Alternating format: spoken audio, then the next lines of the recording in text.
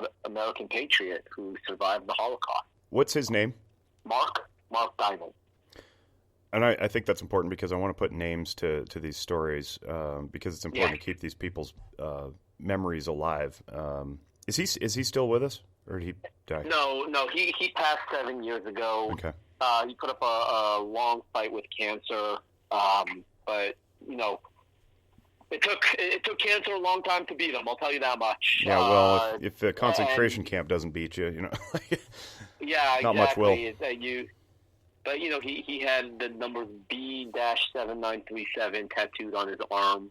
But that was just one of my grandparents. My grandmother, who is alive right now, she actually was saved by Sempo Sugihara, who, if you're not familiar with Sempo Sugihara, he was a Chinese consulate who actually was stamping visas of Jews in 1939 so that they can go to China and escape Nazi Germany. And he stamped about 4,500 passports. And my grandmother and her parents actually lived in Shanghai for, I believe, 8 years. Wow. Before they immigrated to America. So that's how she survived. And then I have a grandfather who passed away about a year and a half ago. And he was hit by Ukrainian farmers in a ditch, probably about 6 feet long, 5 feet deep, and maybe 3.5, 4 feet wide. He lived in this ditch for 19 months. Wow. Yeah. That's crazy. So these farmers just like fed him and cared for him, but he wasn't obviously in their home. He was right. out in the backyard somewhere. There was a backstory to why the farmers did it. Basically, what happened was this poor farmer who lived on the Russian-Ukrainian border near the Carpathian Mountains. He had a farm, and every time he bought any kind of livestock, it would just die immediately. The guy had horrible luck with all of his animals, and he came to my great-grandfather at the time who dealt with livestock, and he said, hey, I need a horse or I don't survive. And he said, but I can't pay you. So my great-grandfather turns to him and says, look, here's a great horse. It's yours. One day you'll repay me when you make money. Couple years later, as the Nazis were getting closer and closer, and things in the city of Colomé, which is where my grandfather was from, were getting, the heat was coming down. Basically, my grandfather went to this farmer. And mind you, the horse didn't die and actually saved the farm, and he produced a lot of crops and, not became wealthy, but was able to live with his family. My great-grandfather went to this farmer and said, hey, you need to help us. And the farmer said, not a problem. You saved my life. I will save your life.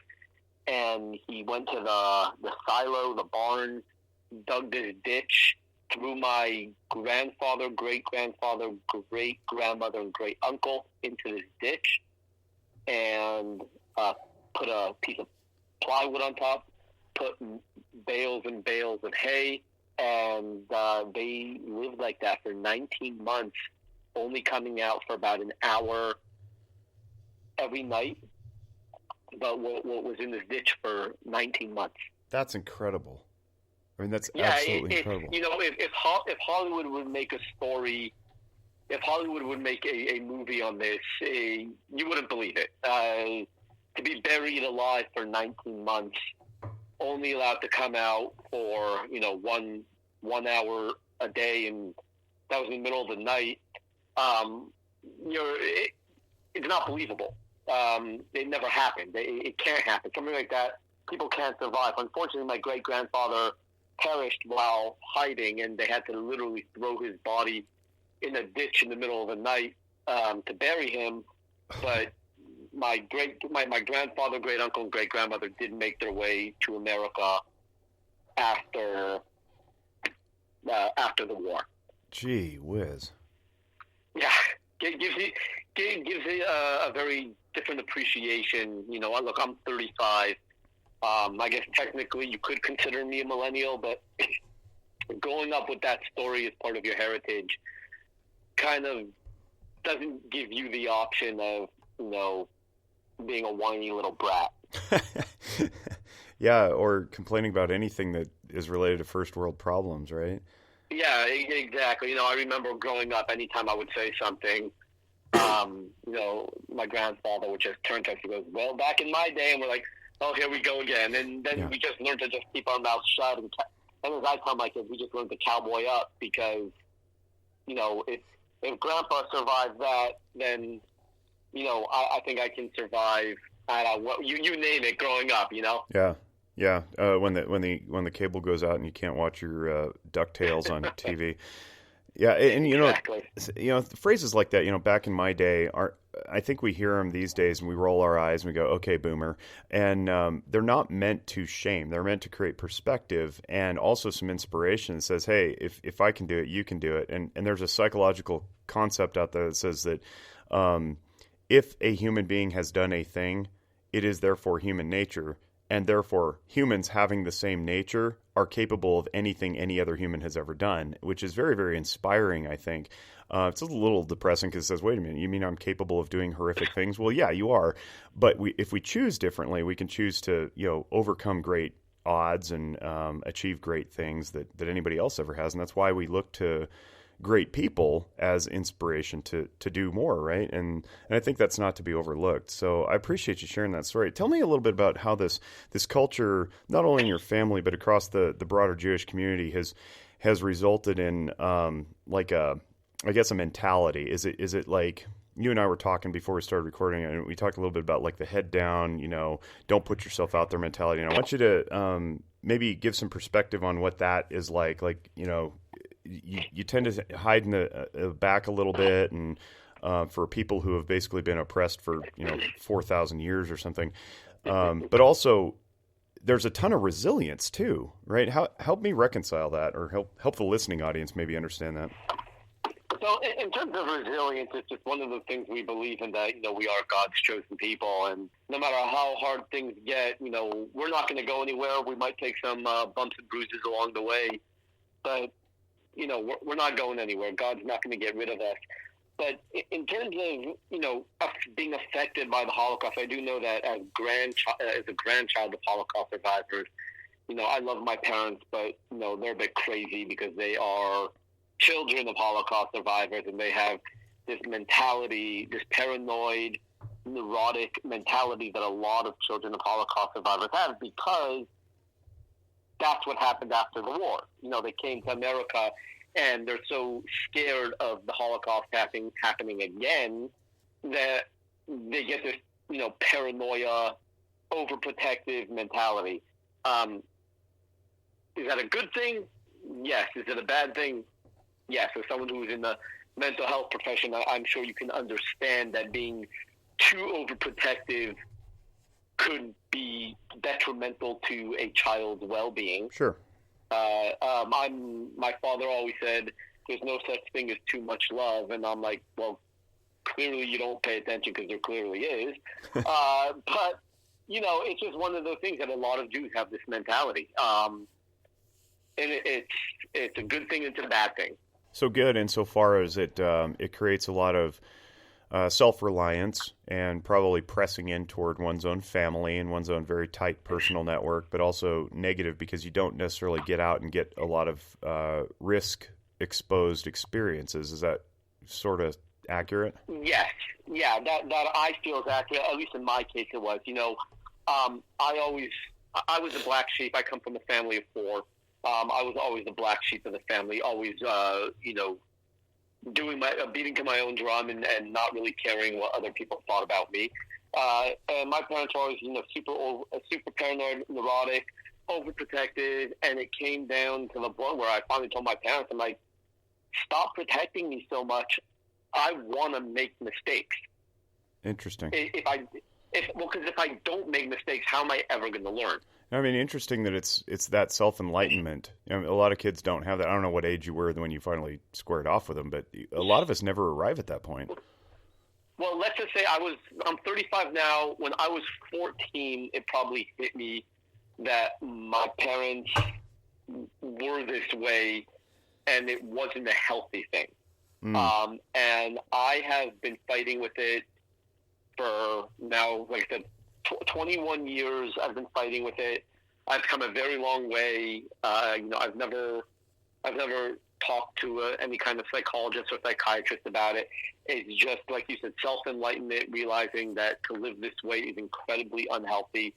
I'm willing to take risks that my family in a million years would never take.